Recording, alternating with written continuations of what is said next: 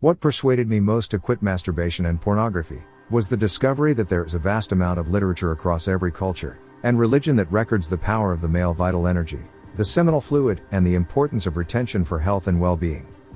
This idea has been treated again and again throughout history and in all languages, and yet it is not known or spoken of, except by a few small circles and creeds, in modern Western society. In fact, the West seems to support the opposite idea, that masturbation and ejaculation, even if done multiple times a day, is good, even healthy, and has no negative consequences.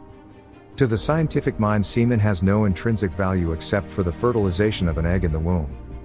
But this, it seems to me, is another instance in which our scientists brand everything beyond the scope of their limited methodology as unreal and even impossible. Some Western scientists may scoff at the idea that semen is an immensely powerful substance. Yet no one can deny the prodigious life potential in the seed of a single man. By gathering this life-generating force within oneself, one collects tremendous energy. The sad fact is that science is still largely ignorant about the dynamics of sexuality.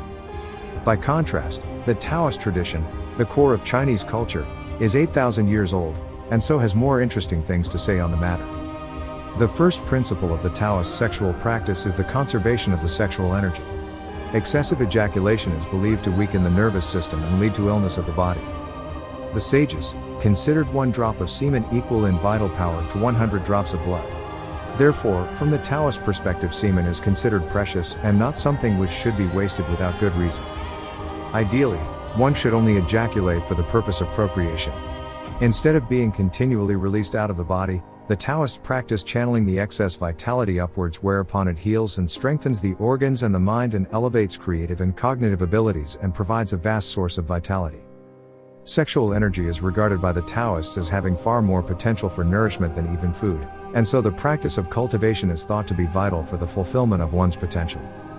In Hinduism, a practice called Raja Yoga, the sexual energy is controlled. It is converted through a natural process into Sakti, meaning spiritual power.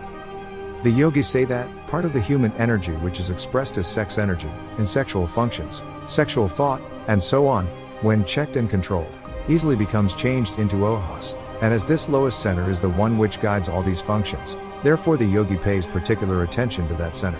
They tries to take up all this sexual energy and convert it into Ohas. One man may speak beautiful language and beautiful thoughts, but they do not impress people. Another man speaks neither beautiful language nor beautiful thoughts, yet his words charm. That is the power of Ohas coming out. This would explain why people who begin the practice report that they feel greater attraction from the world, that the world seems respect their presence more than before, and that they are becoming more and more sociable and outgoing, whereas before they were introverted and easily exhausted by social interaction. These ideas may seem foreign and too religious for a modern audience. However, there is also significant support for the practice of retention from various secular works. Perhaps the most famous example is Napoleon Hill's Think and Grow Rich, in which he addresses the mystery of sex transmutation. In this chapter, Hill asserts that men can harness their sexual energy, the most powerful of energies, and redirect it for material success and creative genius.